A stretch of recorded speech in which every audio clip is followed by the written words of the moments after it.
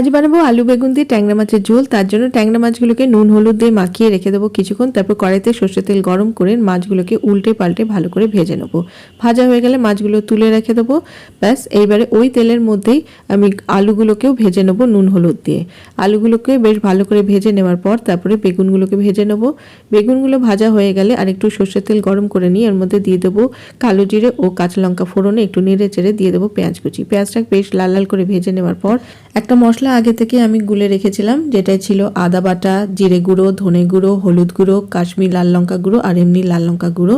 ব্যাস, এবার ভালো করে কষিয়ে নিয়ে দিয়ে দেবো ভেজে রাখা আলু ও টমেটো টুকরো, সাথে দিয়ে দেবো স্বাদ মতন নুন। একটু কষিয়ে নিয়ে দিয়ে দেবো পরিমাণ মতন জল। তারপর ঢাকা চাপা দিয়ে রান্নাটা হতে দেবো কিছুক্ষণ। আলুগুলো সেদ্ধ হয়ে গেলে ঢাকাটা খুলে নেবো। তারপর ভেজে রাখা বেগুন ও মাছগুলো দিয়ে দেবো। এবার একটু নেড়ে চেড়ে দিয়ে দেবো কাঁচা লঙ্কা ও ধনে পাতা কুচি।